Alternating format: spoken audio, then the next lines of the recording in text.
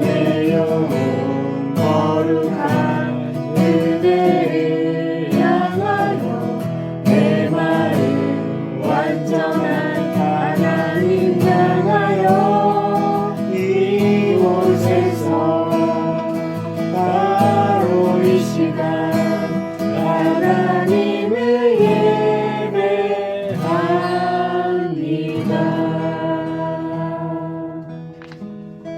네, 교회 진리로 자유케 된 자들이라는 제목으로 말씀 나누겠습니다.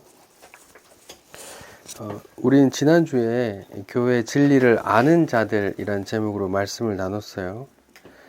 진리에 대해서 좀 말씀을 나눴는데, 세상에서 진리로 여겨지는 것들이 많이 있죠. 돈이 진리다, 근면성실이 진리다, 인맥이 진리다, 부동산이 진리다, 이렇게 많이 있지만, 성경은 분명히 정의하고 있다 그랬죠.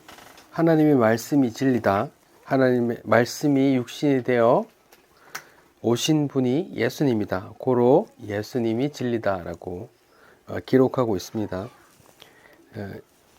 요한복음 14장 6절 내가 곧 길이요 진리요 생명이니 나로 말미암지 않고는 아버지께로 올 자가 없느니라. 이렇게 예수님께서 직접 내가 진리라고 말하고 있습니다.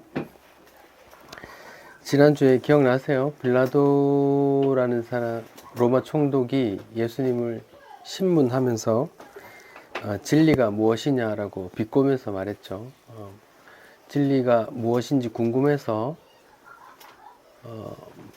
물은 게 아니고, 너 지금 죽을 상황인데 진리를 논하냐? 네가 생각하는 진리가 뭔데? 진리가 밥 먹여주냐? 진리가 널 풀어주냐? 이런 뉘앙스라고 했습니다. 빌라도가 그랬듯이, 또 그 당시에 기득권자들 유대인들이 그랬듯이 진리는 이 땅에서 무시받아 왔어요. 진리가 밥 먹여주는 것도 아니라고 말씀드렸고, 진리가 내 몸의 안락함을 지켜주는 것도 아니라고 말씀드렸어요. 진리를 예배하러 왔던 세례 요한이 그렇게 죽었고, 진리셨던 예수님께서 그렇게 죽으셨고, 진리를 따랐던 제자들과 성도들이 그렇게 죽어갔고, 그렇게 고생하며 고난받았었죠.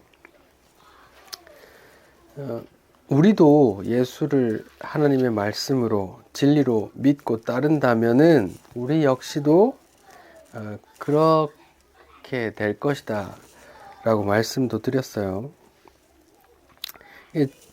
진리가 소중한 건 알겠는데 밥 먹여주는 것도 아니고 보호해주는 것도 아니고, 그래도 당신들은, 여러분은 진리를 따르겠습니까? 이렇게 좀 우울한 얘기만 드렸는데, 오늘 본문에 다행히도 진리가 너희를 자유케 하리라 이렇게 라는 내용이 나와요. 그러니까 진리가 우리에게 주는 어떤 혜택 같은 게 나와요. 거기에 대해서 말씀을 나눠볼게요. 오늘은 진리가 주는 자유에 대해서 말씀을 나눠보겠습니다. 오늘 본문 31절에 보시면 이제 이렇게 시작해요. 그러므로 예수께서 자기를 믿은 유대인들에게 이르시되, 이렇게 말해요. 근데 좀 읽어보면 알겠지만, 예수님을 믿는다고 하는 유대인들인데 예수님을 죽이려고 한단 말이에요. 그 뒤에 59절을 보면 그들이 돌을 들어 치려 하거늘 예수께서 숨어 성전에서 나가시니라 이렇게 말하거든요. 돌을 들어서 진짜 치려고 한단 말이에요. 그러니까 31절에는 지금 무리가, 유대인들이 예수님을 믿는다고 성경에도 기록하죠. 예수께서 자기를 믿은 유대인들에게 지금 이런 얘기를 하는데, 그 사람들이, 예수를 믿는다고 하는 사람들이 예수를 죽이려고 한단 말이에요. 그러니까 예수를 믿는다고 하는 이 믿음이 성령 받고 진짜 구원에 이르는 믿음이 아니란 말이에요. 이런 상황은 오늘날 교회도 마찬가지입니다. 교회 안에 많은 사람들이 예수를 믿노라 하지만 영생에 이른 구원에 이르는 그 진리를 품은 그 믿음이 아니라 언제든지 수가 틀리면 그 예수를 죽이려고 하는 그렇게 교회에 나오는 사람들도 많이 있단 말입니다. 그러니까 성경에서 예수를 믿는 뭐 유대인들 뭐 이렇게 얘기를 해도 그게 진짜 믿음을 말하는 게 아니란 말이에요. 그 사복음서에 여러 군데 쓰여 있습니다. 그런 믿음에 대해서 제자들도 성령 받기 전에 다 예수를 믿고 따르니라 뭐 이렇게 표현되어 있지만 이제 십자가상에서 다 도망갔고 성령이 부어짐으로 인해서 이제 그렇게 믿게 구원에 이르는 믿음에 이르게 된 거잖아요. 그러니까 믿음을 계속 말하고 있지만 똑같은 믿음을 말하는 게 아니라는 것도 알고 계속 저희가 말하고 있는 게 뭐예요? 그 요한계시록 7교회에서도 말씀드렸는데 계속 반복해서 하는 말이 뭐예요? 귀 있는 자는 들으라 하고 말하고 말이죠. 지난주 내용도 마찬가지로 빌라도와 유대인들에게는 그 십자가 지게 될 죽게 사형당할 그 죄수가 절대로 진리로 하나님의 아들로 구원자로 보이지 않았단 말입니다. 오늘 본문에도 마찬가지인 거예요. 47절에 보면 하나님께 속한 자는 하나님의 말씀을 듣나니 너희가 듣지 않는 것은 하나님께 속하지 아니하였다 이렇게 말하는 거예요. 그러니까 예수를 따르는 무리들이 많이 있는데 계속해서 말씀하시죠.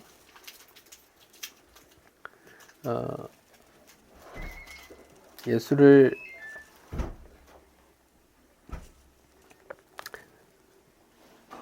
따르는 무리들이 많이 있는데 하나님의 말씀을 하나님께 속한 자가 있고 속하지 않은 자가 있고 그 말씀이 진리로 들리는 자가 있고 들리지 않는 자가 있고 그런 거예요. 그런 거란 말입니다. 그런 상황을 좀 염두에 두시고 성경에 믿는다고 나올 때 다 그렇게 그런 게 아니라는 걸 좀 생각을 하셔야 돼요.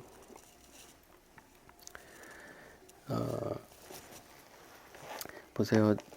32절에 우리 다 같이 한번 읽어봅시다. 32절 시작. 진리를 알지니 진리가 너희를 자유롭게 하리라. 예, 진리가 너희를 자유롭게 하리라. 뭐 대학교 뭐 문구에도 뭐 그런 게 있던데.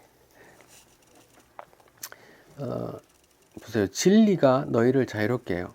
너희가 스스로 자유롭게 되는 게 아니고 너희가 자유를 쟁취할 수 있는 게 아니고 너희 혈과 육으로 너희 노력으로 자유를 쟁취하라라고 쓰인 게 아니에요. 진리가 너희를 자유케 해줄 거야 이렇게 나와 있단 말이에요. 근데 36절에는 그 진리를 다른 말로 나와 있어요. 36절 한번 읽어봅시다. 시작. 그러므로 아들이 너희를 자유롭게 하면 너희가 참으로 자유로우리라. 여기 36절에는 똑같은 말인데 아들이 너희를 자유롭게 하면 너희가 자유로워진다고 나오잖아요. 그러면 위에 32절하고 똑같은 구절인데 진리가 누구란 말이에요? 아들이란 말이죠. 아들 예수 그리스도란 말입니다.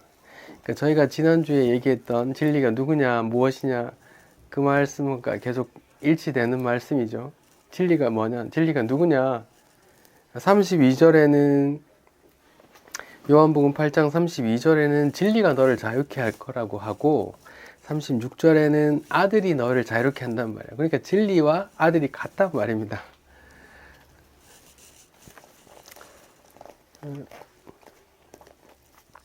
그러면 진리가 예수님이 우리에게 예수를 믿고 따르는 우리에게 주시는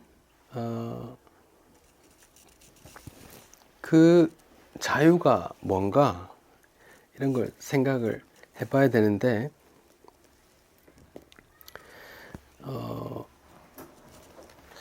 그러니까 진리가 너희를 자유케 하리라 진리는 예수님이시니까 예수님이 우리를 자유케 한다는데, 그럼 여러분은 자유하세요? 자유하세요? 여기서 말하는 자유가 뭔가요? 여러분 자유하신가? 예수 믿는 사람 자유하게 한다면서요. 예수님이 그 믿고 따르는 사람을 자유케 한다면서요. 그러면 여러분 다 예수 믿고 따른다고 하잖아요. 그럼 여러분 자유합니까? 어때요? 나한테 물어봤어요. 스스로에게. 나는 그럼 자유가 있나? 여기서 말하는 자유는 뭐지? 자유, 표준 국어 대사전에는 이렇게 나와요. 외부적인 구속이나 무엇에 얽매이지 아니하고 자기 마음대로 할 수 있는 상태. 그러니까 핵심은 자기 마음대로 할 수 있는 상태를 자유라 그래요. 이 사전적 의미의 자유를 예수님께서 주셨나요? 사전적 의미의 자유를 예수님이 주신다고 말하셨다면 저는 그 자유가 없고 예수님을 믿지 않는 게 되는 거예요. 여기서 말하는 자유가 또 다른 개념이 있는 거예요. 사전적인 개념이 아니란 말입니다.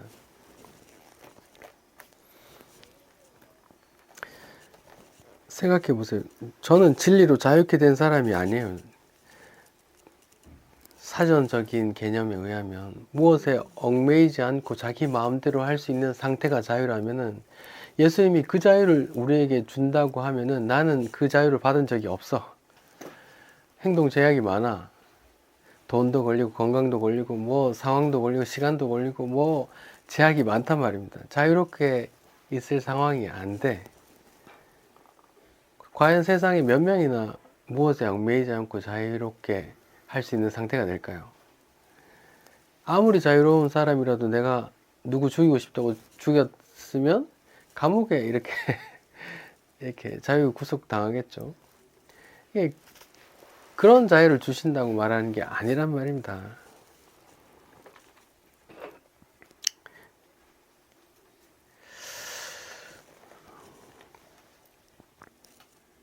그렇다면 예수님께서 주시는 자유라는 게 뭘까요?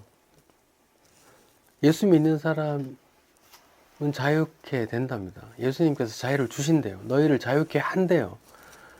그러면 예수 믿는 사람들이 누리는 그 자유가 뭔지 알아야 되는 거잖아요. 그럼 내가 예수를 믿고 있는 건지 아닌 건지 이렇게 다시 돌이키면서 생각할 수 있는 거잖아요.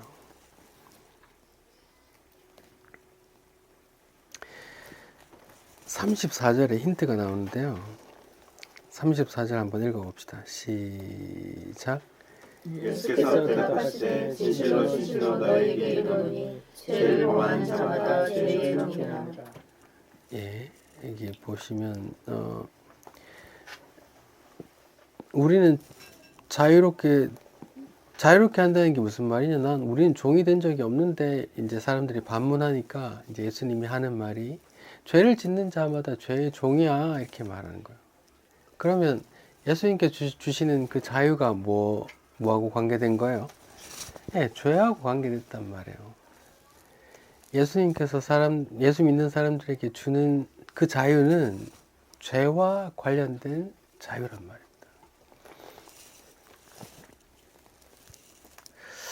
말씀 준비하면서 또 물었죠. 저는 나는 죄로부터 자유한가? 다르게 질문해서 나는 죄 하나도 안 짓나? 아닌데 내 속에선 끊임없이 죄된 생각이 올라오는데 그럼 죄로부터 자유, 죄로부터 해방되는 게 뭐지? 계속 질문이 되는 거예요. 죄로부터 해방, 자유함을 생각하기 전에 그러면 먼저 죄는 뭔데 그럼? 지금 계속 그 꼬리에 꼬리를 무는 거예요. 죄로부터 자유케 해주신다는데 죄로부터 자유를 찾기 전에 그럼 죄는 뭐냐는 거예요. 죄는 뭐냐? 여러분이 생각하는 죄는 뭐예요? 흔히 사람들은 죄를 구분해요. 학교에서 다 이렇게 배웠을 텐데 뭐 법률상 죄가 있어요. 뭐 사람을 찔러 죽이면 살인죄. 도덕상 죄가 있어요. 누군가를 마음속으로 뭐 미워했거나 이렇게 뭐 못되게 해서 뭐 마음에 가책이 되는 거야. 도덕상의 죄. 종교상의 죄가 있어요. 예수님께서 말씀하시길 마음으로 미워하면 살인한 거라고 하는 거단 말이에요. 그럼 예수님의 말씀대로라면 이 땅에 살인하지 않은 사람이 없단 말이에요. 그러니까 뭐 흔히 그렇게 뭐 법률상의 죄, 도덕상의 죄, 종교상의 죄 이렇게 흔히 말을 하긴 하는데 이런 게 죄일까? 죄는 수만 가지 되는데 살인죄, 뭐 십계명에도 살인하지 말라, 간음하지 말라, 도적질하지 말라, 거짓말하지 말라, 남의 것을 탐하지 말라 이렇게 또 율법에 막 계속 죄를 얘기하고 있단 말이야. 계속 그 수많은 죄를 다 죄라고 하나? 죄가 뭐냐?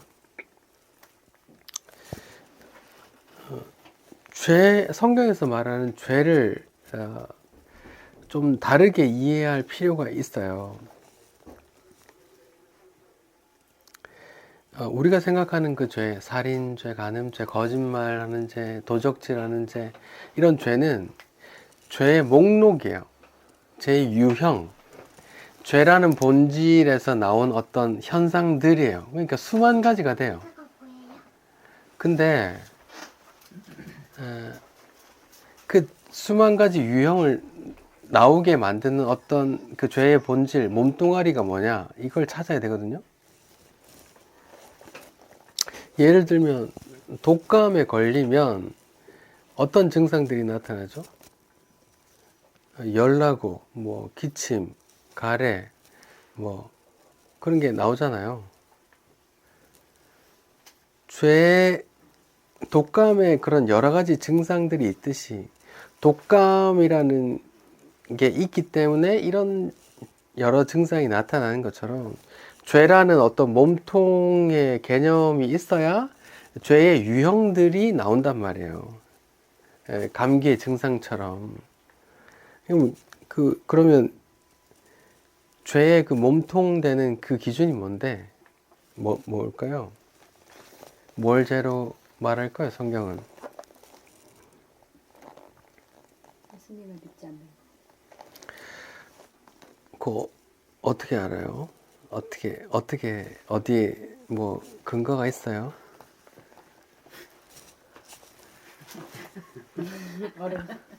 성경이 나올 텐데. 어디가 있을지. 천재인데. 하나님과 단절된 상태. 천재인데. 그걸 찾아보자고요. 죄의 몸뚱아리가 뭔지, 뭐 그 몸통, 팔다리의 죄의 증상들이라면, 여러 가지 목록들이라면 죄의 몸통이 뭔데? 라는 걸 좀 찾아보자고요.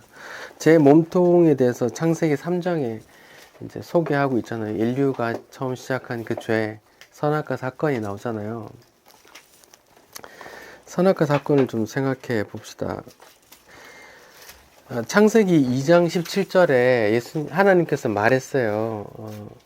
이거 먹으면 반드시 죽을 거야, 이렇게 말했어요. 선악과를 보고 이거 먹으면 반드시 죽을 거야, 이렇게 말을 했는데 그 말씀을 하고 이제 아담과 하와는 그 말씀을 받아들였죠. 그리고 그걸 따먹을 생각을 했을까 안 했을까요? 생각조차 안 했어요. 왜? 하나님이 먹지 마라 했으니까. 근데 한 번도 생각하지 않았던 생각을 하게 된 계기가 있어요. 누가 말을 걸었어? 뱀이 뭐라고 말을 걸었어요? 이거 먹으면 눈이 밝아져. 하나님과 같이 되어 눈이 밝아진다, 이렇게 말했어요. 눈이 밝아져 하나님과 같이 된다고 했나? 아무튼 한 번도 생각해 본 적이 없는데 이걸 먹을까라는 생각을 해본 적이 없어요. 왜? 하나님이 먹지 말라고 했기 때문에. 근데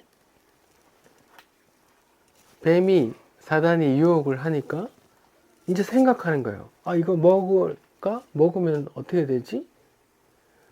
먹으면 안 되나? 이런 생각 말이에요. 그걸 결국은 따먹었죠. 하와가 먹고 아담에게도 주고. 근데 당장 따먹고 나서 하나님의 막 자취가 느껴지니까 애들이 어떻게 했어요?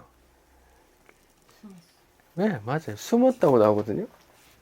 그래서 성경에 나오는 하나님께서 인류를 향한 첫 번째 대화가 뭐라 그랬어요?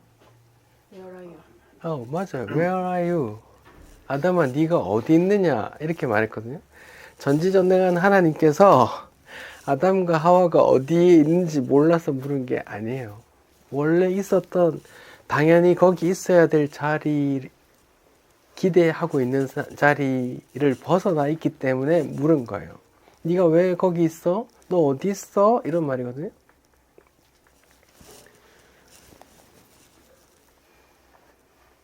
자, 다시요. 아담과 하와가 뱀의 유혹으로 선악과를 따먹었어요. 이걸 죄래요. 그럼 여기서 선악과 따먹은 건 몸통이고, 어떤 죄의 몸통을 한번 생각해 봅시다. 죄의 몸통이 뭐예요? 하나님이 먹지 말라 한 것을 먹었단 말이에요. 그게 몸통이거든요. 이걸 그림으로 표현하면 이거예요. 저 좀 보세요. 하나님이 있어요. 창조주 하나님께서. 그 하나님의 말씀을 듣고 그 안에서 순종하던 피조물이 있었어요. 그 말씀을 한 번도 어긴다는 생각조차 한 적이 없는 피조물이에요. 근데 사단이 얘기를 했어요. 그거 먹어봐. 먹으면 하나님과 같이 될걸? 이렇게. 애들이 그 하나님 밑에 있다가 선악과를 따먹고 하나님과 같이 돼버렸어요. 그리고 숨어버렸죠. 원래 있어야 될 자리를 벗어났으니까 하나님이 너 어디 있어? 라고 물은 거예요. 자, 보시죠. 다시요. 죄의 몸통은 하나님의 말씀을 거스르고 하나님의 반대편에 서는 거라 했어요. 하나님의 말씀을 거스르는 것. 따먹지 마 했는데 따먹었단 말이에요. 하나님의 말씀을 거스르는 것이라 했어요. 하나님의 말씀을 듣던 사람에서 아니야 내 마음대로 할 거야. 나도 하나님처럼 내 마음대로 살아보자. 이렇게 생각하고 뛰어나간 게 선악과 따먹은 거란 말이에요. 하나님 아래 그 순종하는 자리에 있어야 되는데 거기서 나와 나도 하나님처럼 나도 내 마음대로 해보자 이렇게 나온 게 죄란 말이에요. 그게 선악과를 따먹는 그런 증상으로 나왔고요. 이 본질 죄의 몸통은 이거예요. 하나님 말씀에 반하는 것. 하나님 말씀에 반하는 거예요. 하나님이 왜 반해요? 내가 왜 하나님 말을 들어야 돼? 나도 내 마음대로 하면 안 되나? 이렇게 나 스스로를 하나님의 자리에 놓고 올라오게 됐단 말이에요. 자, 창세기 3장의 선악과 사건을 인본주의 입장에서, 자유주의 신학에서, 그리고 인간 심리학에서 굉장한 이슈로 봐요. 좋은 쪽으로. 인간이 하나님으로부터 독립한 역사적인 사건이다 이렇게 말해요. 다시 인본주의 입장에서 자유주의 신학과 그냥 학문으로 접하는 인본주의 학문으로 접하는 심리학 쪽에서는 그 창세기 3장의 선악과 사건을 굉장히 인류애적으로 중요한 어떤 사건으로, 혁명적인 사건으로 이해하는데 어떻게 이해하느냐? 인간이 하나님으로부터 독립한 최초의 역사적인 사건 이렇게 말한단 말이에요. 미국이 영국의 지배하에서 독립했던 것처럼 프랑스가 독립혁명을 이렇게 독립한 것처럼 우리나라가 일제에 압제해서 독립한 것처럼 그런 여러 인류의 역사들의 머리가 되는 최초의 사건이란 말이에요. 이렇게 본단 말이에요. 근데 이건 인본주의 입장이고 성경은 분명히 말해 이걸 죄라고, 죄의 시초라고, 최초의 죄의 사건이라고 말한단 말이에요. 죄의 몸통은 뭐라 그랬어요? 하나님 말씀에 반한 것, 하나님 말씀을 듣는 자의 입장이 아니라 내가 하나님처럼 나도 내 뜻대로 해보자. 이게 이 자세가 죄란 말이에요. 죄의 몸통이란 말이에요. 그러면 이 죄의 몸통, 하나님을 없는 것처럼 여기고 내가 하나님처럼 내가 내 마음대로 살아보자 라는 생각이 죄의 몸통이라면 이 땅에 죄인 아닌 사람이 있을까요? 그 어떤 바탕,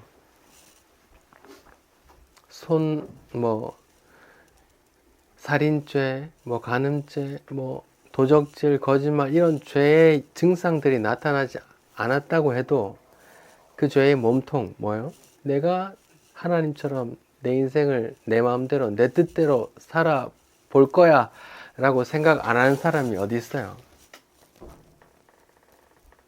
자녀가 부모의 말을 듣는 것도 굉장히 갈등을 일으키고요. 학생이 선생님의 말을 듣는 것도 굉장히 갈등을 일으키고 직장에서 상급자의 말을 듣는 것도 굉장히 갈등을 일으킨다고요. 왜? 다 뭐예요? 하나님의 위치에서 선악과를 따먹은 하나님의 위치에 가 있는 죄인들이기 때문에 그래요. 죄의 몸통이 그거란 말입니다. 하나님의 말씀에 반해서 내가 하나님의 말씀을 듣는 자의 피조물의 자리에서 떠나 내가 하나님이 되어버려 하나님을 없이 무시하고 내가 하나님이 되어 내 마음대로 내 뜻대로 살려고 하는 그 마음의 자세, 이게 죄의 몸통이란 말입니다.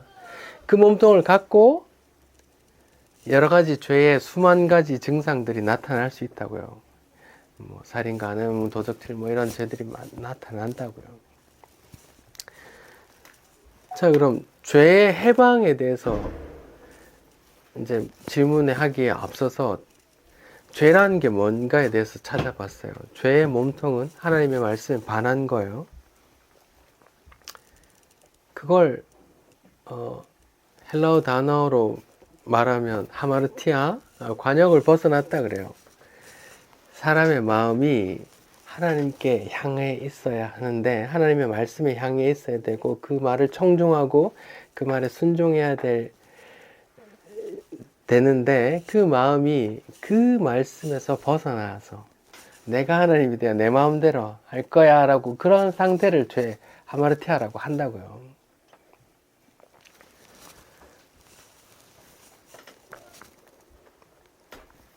예, 죄가 그거예요. 그럼 죄가 그거라고 칩시다.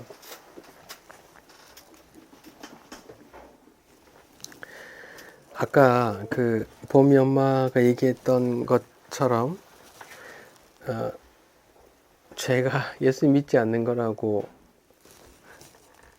결론이 그건데 일단 찾아봅시다. 요한복음 16장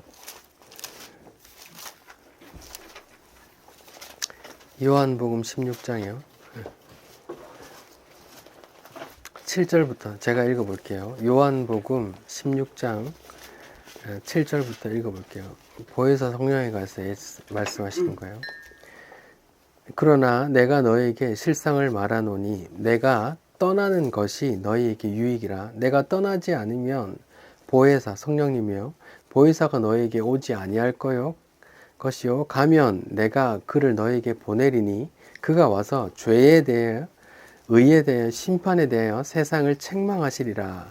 9절 죄에 대하여야 함은 그들이 나를 믿지 아니함이요 이렇게 나오죠.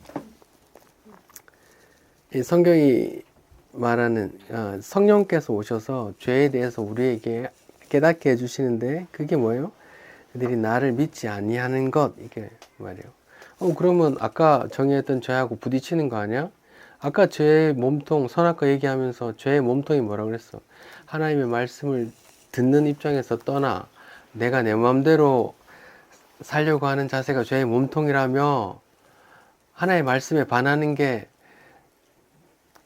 죄의 몸통이라며 이렇게 말할 수 있잖아요. 하나님의 말씀의 핵심이 뭐예요? 신약, 구약 쭉쭉 짜면 누가 올 거야? 예수가 올 거야 얘기잖아. 하나님의 말씀이 예수를 예언하고 증거하고 한단 말이에요. 하나님의 말씀이 예수를 증거하고 예언하는데 그 아들 믿지 않는 건 뭐야? 하나님의 말씀을 안 듣는 거죠. 그러니까 죄의 결론도 그 아들을 믿지 않는 걸로 되는 거예요. 하나님 말씀이 그 예수에 집중되니까 죄에 대하여라 함은 그 아들 믿지 않는 게 하나님의 말씀을 듣지 않는 거라니까요.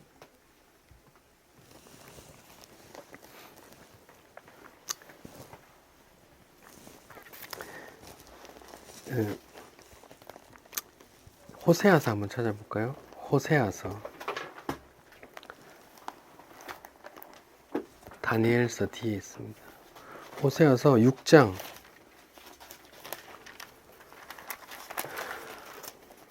7절.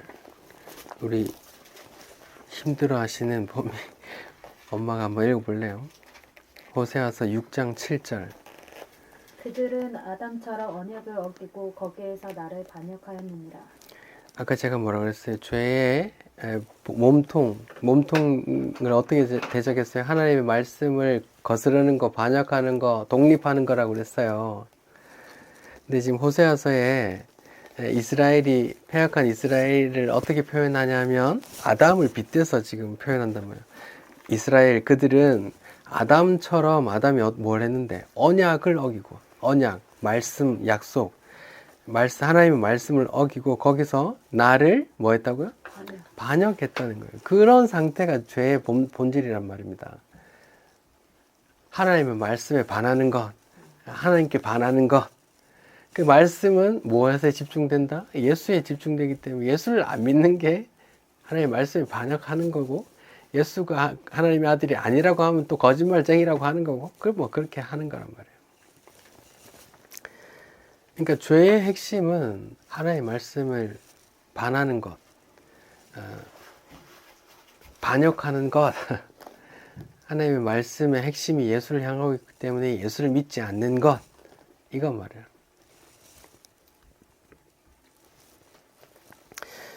모든 인류가 이 죄의 상태에 있단 말이에요. 뭐 나는 착하게 살았어. 아무리 착하게 살았다 할지라도 그 마음은 뭐예요? 자기가 자기 인생을 자기 마음대로 살려고 한단 말이에요. 세상에서 아무도 그걸 죄라고 말 안 하는데 성경은 죄라고 말한다고요. 그런 상태. 하나님의 말씀을 청종하고 순종하지 않고 자기 뜻대로 내 인생을, 내 세상을 경영하려고 하는 상태, 그 상태를 죄라고 한단 말이에요. 그 계획이 아무리 선할지라도 그걸 죄라고 한다니까요. 하나님의 말씀 안 듣고 마음대로 하는 것, 그런 상태 말이에요. 그래서 갓 태어난 아기도 그런 상태이고, 뭐 뭣도 모르는 착한 심성의 사람도 그런 상태란 말이에요. 하나님을 모르고 하나님께 반역하고 내가 내 인생의 주인이라고, 내가 내 인생을 꾸려가려고 하는 그런 상태란 말이에요. 그래서 죄 한번, 형법에서 말하는 죄를 한 번도 안 지은 사람이라도 모두가 다 죄인이라고 하는 거예요. 성경은 태어나면서부터 다 뭐라고요? 죄인이라고 하는 거예요. 하나님을 떠나 내가 내 마음대로 살려고 하는, 부모님 손도 뿌리치고 내 멋대로 하고 싶은 그런 마음을 갖고 있단 말이에요. 어릴 때부터 항상 항상 죄인의 상태란 말이에요.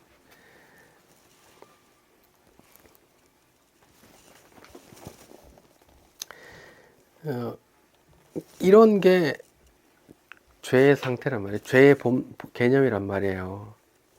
그럼 이제 죄의 개념에 대해서 이제 저희가 나눴어요.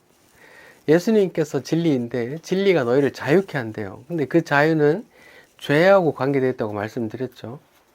그럼 예수님께서 그 믿는 자에게 그 주시는 죄로부터의 해방, 죄로부터의 자유함이 뭐냐? 그 자유는 뭔데요, 그러면? 그럼 죄를 한 번도 안 짓는 거예요. 그런 살인, 간음, 뭐 마음속으로 미워만 해도 살인죄라고 하는데 난 계속 그렇게 짓는데요.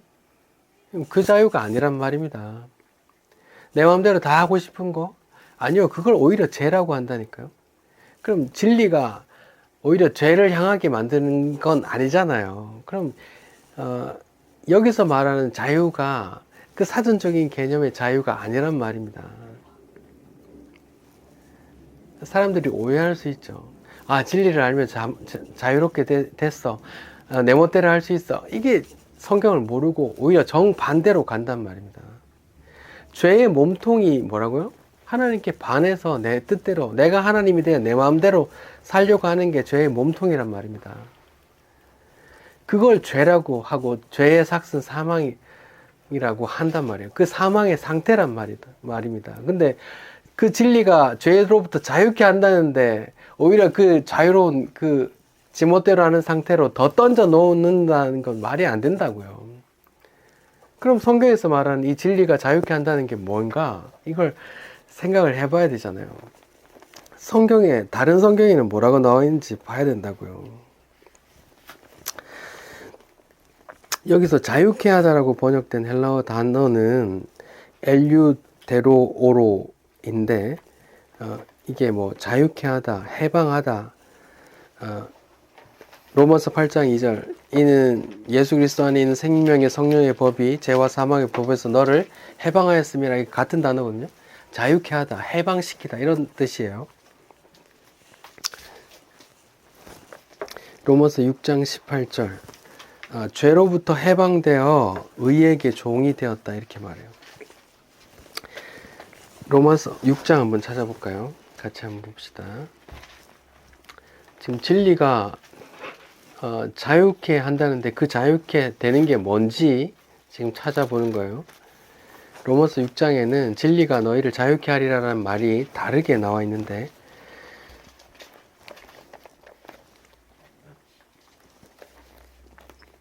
육 장 17절부터 우리 한번 읽어봅시다. 6장 17절부터 같이요. 시작. 하나님께 감사하리로다. 너희가 본래 죄의 종이었더니 너희에게 전하여 준 바 교훈의 본을 마음으로 순종하여 죄로부터 해방되어 의에게 종이 되었느니라. 여기 보시면 죄로부터 해방되었다는 말이죠. 진리가 너희를 자유케 한다는 말이거든요. 그 교훈이 너희를 죄로부터 해방되게 하는데, 죄로부터 해방된다는 게 옆에 뭐라고 나와요? 의에게 종이 됐다고 나와요. 이걸 자유케 한다고 말하는 거거든요. 모순이죠. 죄로부터 기껏 해방되는데 다시 의의 종이 된다는 거, 이걸 자유케 한단 말이야? 예, 좀 더 들어보세요. 19절 시작. 너희 육신이 연약함으로 내가 사람의 예대로 말하노니 전에 너희가 너희 지체를 부정과 불법에 내주어 불법에 이른 것 같이 이제는 너희 지체를 의에게 종으로 내주어 거룩함에 이르라. 너희가 죄의 종이 되었을 때는 의에 대하여 자유로웠느니라. 이게 보시면 너희가 죄의 종이 되었을 때는 의에 대해서 자유로웠다 그러죠. 제가 말씀을 드렸어요. 의는 제가 몇 번이고 말씀을 드렸는데 관계적인 개념이라고 말씀드렸어요. 누구와? 하나님과 관계적인 개념. 하나님께서 하라고 하신 것들을 다, 요구사항을 다 이룬 놓은 상태를 의롭다 한다고요. 근데 죄의 종이 되어 있는 그런 상태에서는 그 하나님과의 관계에서 자유로웠단 말이에요. 그 말이 무슨 말인지 알겠어요? 죄의 몸통이 뭐예요? 하나님 무시하고 내 멋대로 사는 게 죄의 몸통이라 했잖아요. 죄의 종이 되었을 때는 무엇에 자유했다고요? 의에, 하나님과 관계에 자유했다니까요. 근데 죄에서 자유하면 반대로 뭐의 종이 되는 거예요? 의, 하나님과 관계에서 의를 추구하는 그 종의 관계로 된단 말이에요.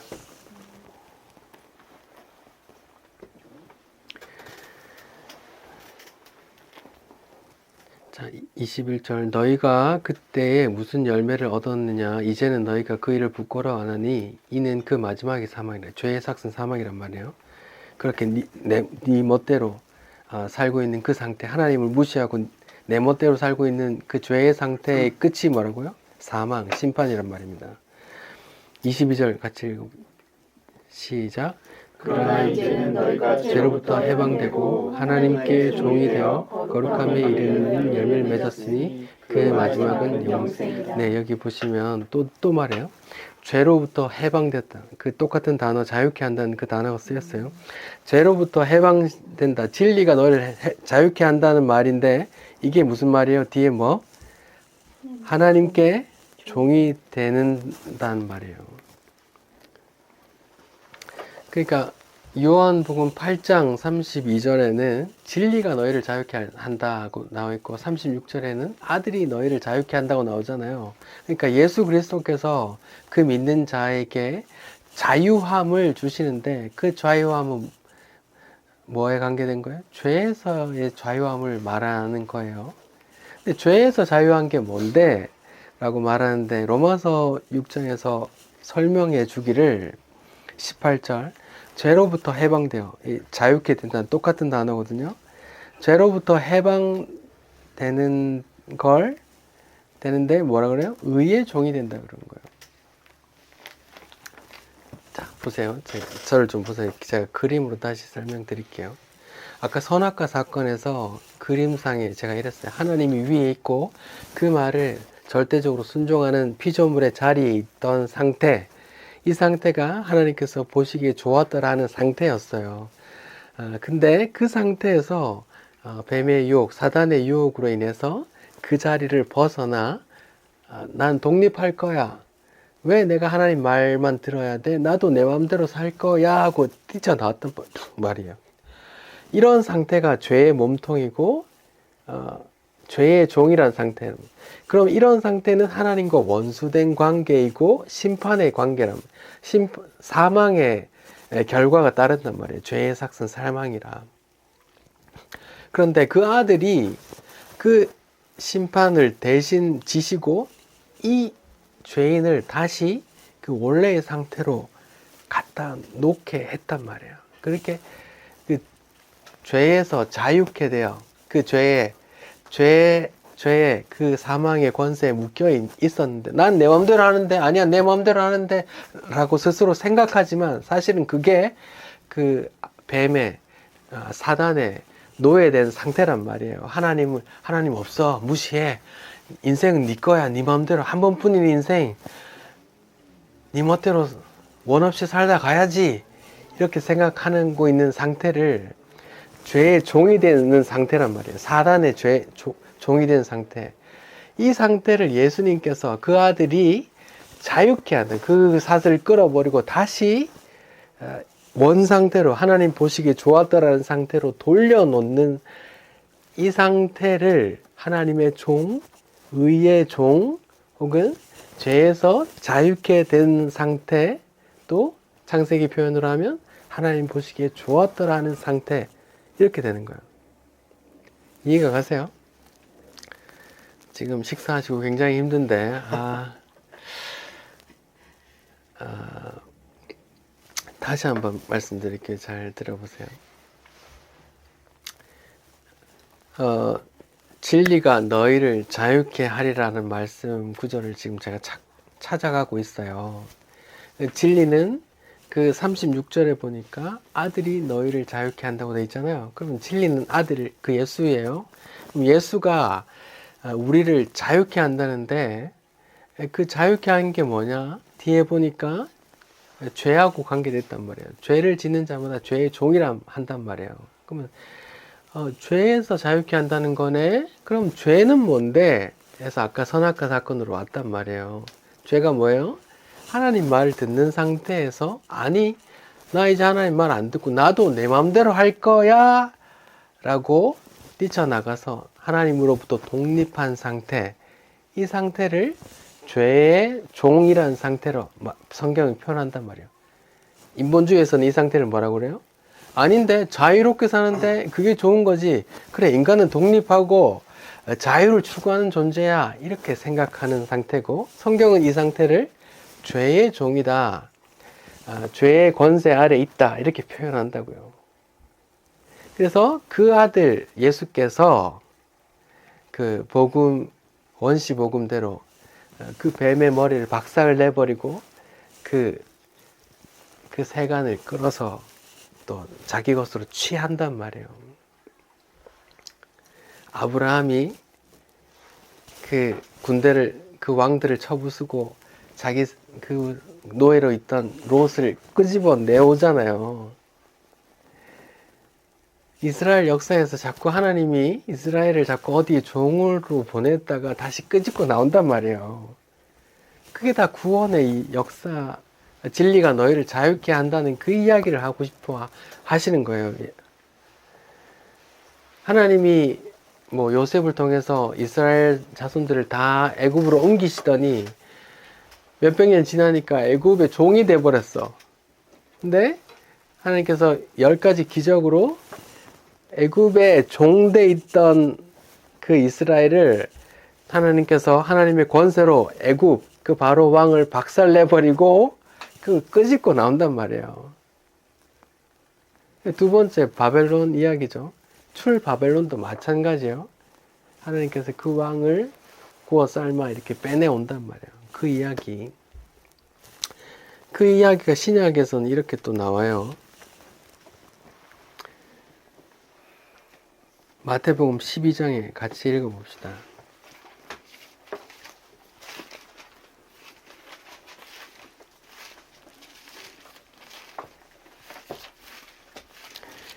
이해가 안 되시면 반복해서 들어보세요. 누구는 코피 터지게 머리 지나도록 쉽게 말하려고 정리를 많이 한 거니까. 오늘 미싱 돌리겠습니다. 마태복음 12장 22절부터 29절까지. 마태복음 12장 22절부터 29절까지 함께 한번 읽어봅시다. 시작. 그때 귀신 들려 눈물고 말 못하는 사람을 데리고 왔거늘 예수께서 고쳐주심에 그 말 못하는 사람이 말하며 보게 된지라. 우리가 다 놀라 이르되 이는 다윗의 자손이 아니냐 하니 바리새인이 듣고 이르되 이가 귀신의 왕 바알세불을 힘입지 않고는 귀신을 쫓지 못하리라 하거늘 예수께서 그들의 생각을 아시고 이르시되 스스로 분쟁하는 나라마다 황폐하여 질 것이요 스스로 분쟁하는 동네나 집마다 서로 못하리라. 만일 사탄이 사탄을 쫓아내면 스스로 분쟁하는 것이니 그리하고야 어떻게 그의 나라가 서겠느냐. 내가 바울세불을 힘입어 귀신을 쫓아내면 너희의 아들들은 누구를 힘입어 쫓아내느냐. 그러므로 그들이 너희의 재판관이 되리라. 그러나 내가 하나님의 성령을 힘입어 귀신을 쫓아내는 것이면 하나님의 나라가 이미 너희에게 임하였느니라. 사람이 먼저 강한 자를 결박하지 않고서야 어떻게 그 강한 자의 집에 들어가서 그 세간을 강탈하겠느냐. 결박한 후에야 그것을 네, 여기까지 읽어볼게요. 잘 보세요. 예수님이 어떻게 귀신 들려서 말 못하고 듣지 못하는 어떤 사람을 고쳐줬어요. 귀신을 쫓아내고 말하게 하고 들리게 했단 말이에요. 그러니까 사람들이 놀라는 거야. 그러면서 이제 예수님을 비난하기를, 와, 예수 저놈아 저거 귀신도 상귀신을 모시나 보네. 귀신의 왕 바알세불 힘입어 쪼무레기 귀신을 쫓아냈나 보다. 이렇게 비난했단 말이에요. 그러니까 예수님이 예라이 미친 놈들아 이러면서, 야, 그 사탄 집안끼리 싸우면 그 집안이 풍지박산 나는 게 아니냐. 그게 아니야. 하면서 이제 복음을 이야기한단 말이에요. 그 여자의 후손이 뱀의 머리를 상하게 할 것이고 뭐 이런 이야기 말이에요. 예수님이 그 귀신의 왕 사단을 먼저 박살내고 그 사단의 종된 그 세간살이 사단의 종으로 죽기를 두려워하며 일평생 종노릇하는 그 자기 백성을 사단을 묵사발내고 그 자기 세간, 자기 백성을 다시 데리러 나온다 이 말이에요. 이게 복음이고 출애굽이고 뭐 그렇단 말이에요. 이걸 요한복음 8장에서는 진리가 너희를 자유케 한다고 말하는 거예요. 자, 그럼 정리를 해볼게요. 진리가 너희를 자유케 한다는 말씀은 우리가 사전적으로 알고 있는 어떤 구속에 없이 내 마음대로 할 수 있는 상태를 만들어 주셨다, 주님께서. 그런 게 절대 아니란 말입니다. 완전히 정반대로 해석하는 거예요. 선악과 사건에서 봤듯이 죄의 몸통은 뭐예요? 하마르티아. 하나님의 말씀에 집중해야 될 그 상태에서 벗어나 내가 내 마음대로 살 거야 하는 그런 상태가 죄란 말이에요. 그런 상태를 죄의 종이라고 한단 말이에요. 근데 그 아들이, 진리가, 예수님께서 그 사단의 권세를 무너뜨리고 그 세간을, 자기 백성을 다시 구해 와서 다시 의의 종, 하나님의 종, 하나님과 화목하게 만드셨다 이 말이에요. 그러니까 진리가 너희를 자유케 한다는 말은 뭐예요? 내가 내 멋대로 하고 싶은 그 죄악된 마음이 부인되게 만들 거야. 새롭게 만들 거야. 새로운 피조물로 만들 거야. 성령을, 내 영을 부어서 다시 내 백성, 내 아들 만들 거야. 이런 이야기예요. 그러니까 진리가 너희를 자유케 한다는 말은 지금도 자유롭게 살고 싶은데 더 자유롭게 살 수 있도록 그런 상황을 만들어 준다가 아니란 말입니다. 정반대로 그 상태에서 벗어나와서 이제 하나님의 말씀에 메인바 되어 의의 종, 하나님의 종, 하나님과 화목된 자, 그 성령에 순복하는 자가 되게 만든단 말이에요. 제가 그 말씀을 성령의 열매 가운데 온유에 대해서 이야기를 했잖아요. 야생마를 길들이는 그런 이야기들. 그 야생마의 상태가 죄의 종이란 말입니다. 하나님의 주인의 품을 떠나 지멋대로 날뛰는 그 야생마 같은 상태, 그 상태를 죄의 종이라고, 사단의 종된 상태라고 한단 말이에요. 본질상 진노의 자녀라고도 하고, 그걸 그 진리이신 아들, 하나님의 아들 예수님이 그 사단의 권세를 묵살내버리고 자기 백성을 다시 거기서 건져와 다시 하나님과 화목시킨다. 하나님의 종으로 만든다. 다시 보시기에 좋았더라 라고 말하는 그 순종의 상태로 옮겨 놓으신다. 자기를 부인하고 나를 따르게 만든다. 자기 십자가를 지고 나를 따르게 만든다. 성령으로 거듭나게 만든다. 새로운 피조물로 만든다. 이렇게 계속 반복해서 조금씩 다른 이름으로 계속 말하고 있는 거란 말입니다. 어떠세요? 진리가 너희를 자유케 하리라. 전혀 다른 이야기죠. 근데 전혀 특별한 이야기가 아니죠. 진리가 너희를 자유케 한다는 그 말씀 속에 성경이 말하는 복음이 그대로 다 담겨 있잖아요. 맞나요? 네. 아닌가요?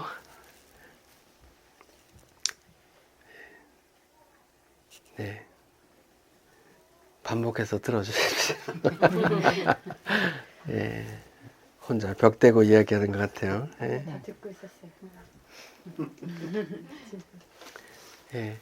그러니까 진리가 너희를 자유케 하리라는 말은 지금도 내 멋대로 살고 싶은데 이제 더 네 멋대로 살도록 자유케 해준다는 말이 절대 아니고, 죄의 종의 상태로 살던 것을 끄집어내서 하나님의 종, 다시 아버지 품으로 돌아와 아버지께 순종하는 자로, 그 아버지를 따라 아버지의 영광을 돌리고 찬송하는 자로 만들겠다.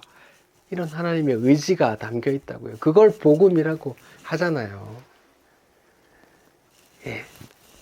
힘드니까 여기까지 하겠습니다. 기도할게요.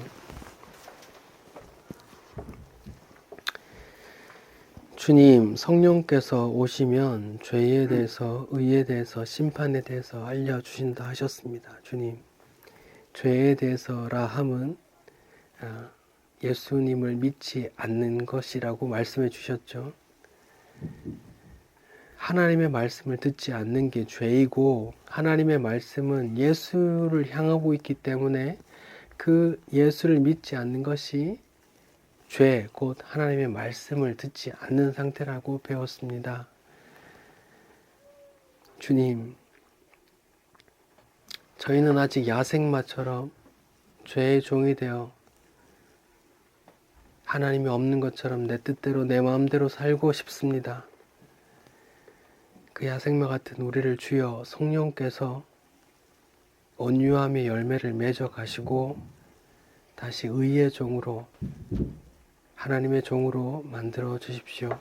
감사합니다. 예수님 이름으로 기도드립니다. 아멘.